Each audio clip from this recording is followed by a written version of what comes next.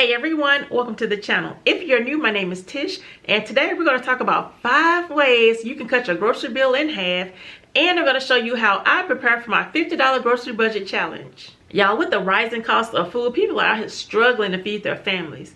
And let's not even talk about these gas prices, y'all. All these things are increasing while salaries are remaining the same, and that's a problem. You shouldn't have to choose between feeding your family, filling up that tank of gas, paying that bill, and that's why today I'm going to show you how you can do all of those things and save money at the same time. And in a future video, I'm going to show you exactly what I do with the money that I save when I do these $50 grocery budget challenges. So if that is something that you're interested in, go ahead and click that subscribe button and click the notification bell so that you're notified when those videos go out. Also, make sure you stay tuned to the end because I have a 100% fail-proof guaranteed way that you can save money at the grocery store without going over your budget. You will never go over your budget with this tip. Alright, so let's get started with these tips. Tip number 1, shop your pantry, refrigerator, and freezer first. Repeat after me. We're going to shop our pantry, our refrigerator, and our freezer first. Since we already know what our set budget is, in my case it's $50 because I do the $50 grocery budget challenge, but we want to see what we already have on hand before we go to the store. Now, one thing that allows me to do these $50 grocery budget challenges is I always stock up on meat when it goes on sale. And because I know that my family loves chicken legs and chicken thighs, I always wait for Aldi to have a sale. Usually they range anywhere from $3 to $4 to $5. When that meat goes down to $3, and sometimes you'll see a sticker on it where it's 50% off, I take advantage of that. I stock up on that meat. So whatever food your family likes, look out for sales and stock up. Another thing that you want to do is get creative with your meals. Now, I know everybody out there has a bag of rice and a can of beans in their pantry somewhere, probably somewhere deep off in the recesses of your pantry. There's a bag of rice and a can of beans. You can combine those two things and there you go, a creative red bean and rice meal, or beans and rice, whatever type of beans you have, a beans and rice meal. So just know when you're shopping for food that you already have on hand, you're gonna have to get very creative with these meals. So now that we've shopped our pantry, refrigerator, and freezer, the next thing we want to do, which is step number 2, is to create a weekly meal plan. Now, I know y'all have several recipes out there that you cook for your family because you know your family. You know what they like and what they don't like. Knowing this information makes meal planning so easy. So if you know that your family doesn't like Brussels sprouts, don't add that to your meal plan this week. Save that for another week. I know that my family doesn't eat Brussels sprouts, so I'm not going to add that when I'm doing my $50 grocery budget challenges. I only add things that I know that they're going to eat because this week is all about saving money. And you don't want to buy something that you know they're not going to eat and it's going to end up going in the trash. Now, for a future grocery haul, you can add whatever it is that they don't eat. Add that back to your weekly meal plan. Like me, I'll sneak it in. And then when I cook the recipe, I'll try to sneak in Brussels sprouts or different vegetables so they don't know that they're eating vegetables. But shh, don't tell nobody this. They don't know that yet. So when creating your weekly meal plan, you want to get the most bang for your buck, meaning creating the least expensive meal possible, but a meal that would also fill your family's bellies. So some cheap example meals would be red beans and rice, stuffed bell peppers, salads, those types of things. Oftentimes I do themed meals like no meat Mondays, taco Tuesdays, family meal Wednesdays, and so on and so forth. So now that we have our weekly meal plan written out, the next thing we want to do is create our grocery list. That's tip number 3, create your grocery list. Now, when I'm writing my grocery list, I have everything categorized. And those categories include meat, produce, bread, dairy, and so on and so forth. And usually what I do is I write everything that I need in categories. I write it out on a piece of paper. Now, I know a lot of you are into digital. You can have a digital grocery list. That's way easier, but I'm old school. I love pen and paper. So what I do is I write my grocery list out and then I transfer that grocery list to my grocery list booklet that I carry with me to the grocery store. Now that step y'all can omit because that's just me. That's just something extra that I do. I write that grocery list twice. It helps me to memorize what I need when I go to the store, and it makes my grocery trip that much faster. Now, once I write my grocery list out over on the notebook, I have everything separated by store. So under Aldi, I know Aldi's layout. I have everything categorized according to how Aldi is laid out and how I go up and down the aisles at Aldi. Same thing with Walmart. I have everything categorized starting from the back of the store, working my way towards the front where the fruits and vegetables are. So when you write your grocery list out according to how the store is laid out, that prevents you from going down unnecessary aisles. And when you go down unnecessary aisles, you are picking up things that you did not intend to get. Things that are not on that grocery list and things that will send you over budget. So stay away from those aisles that are not on your grocery list. And another important thing, make sure you stick to the items that you have on your list.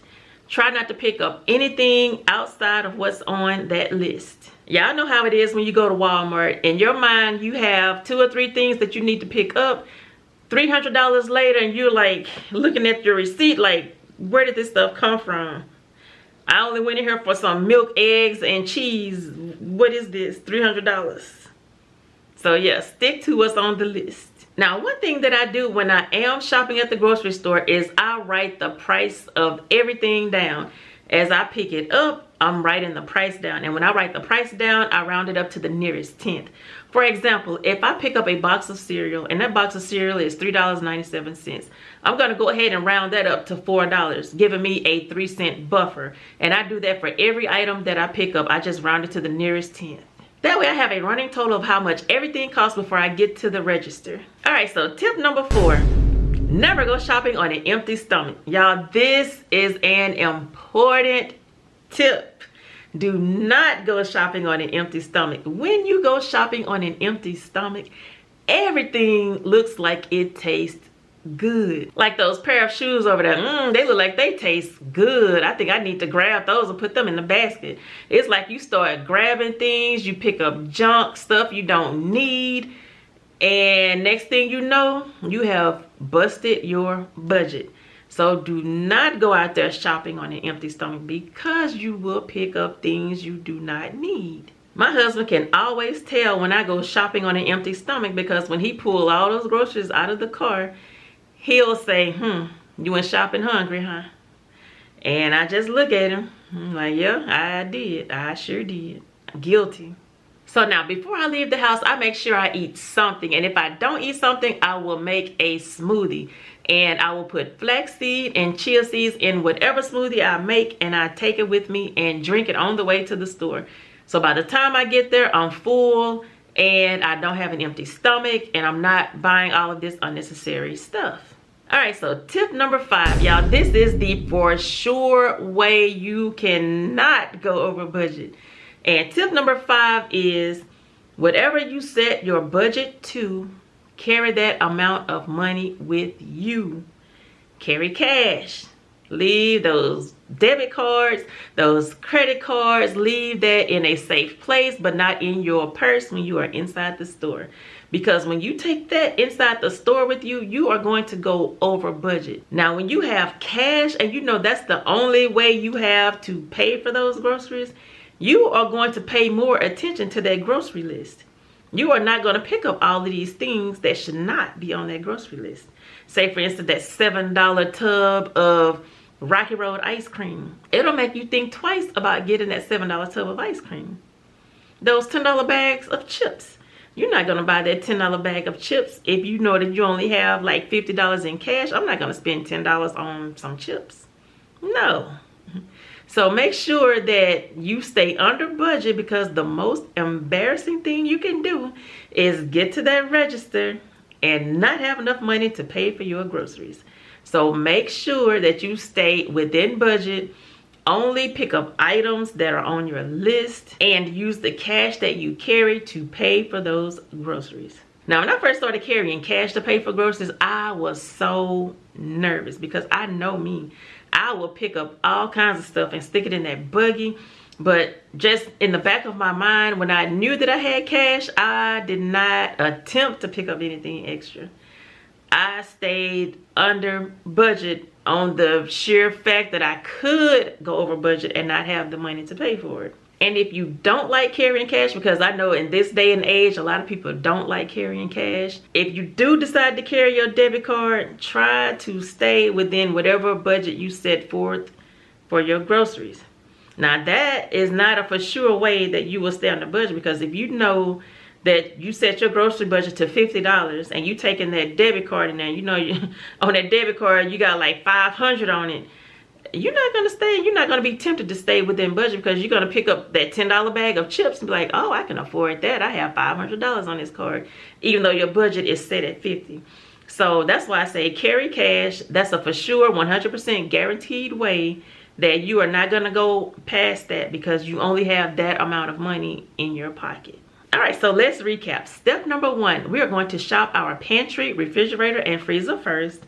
Step number 2, we are going to create our weekly meal plan. Step number 3, once we create our meal plan, we're going to write our budget out.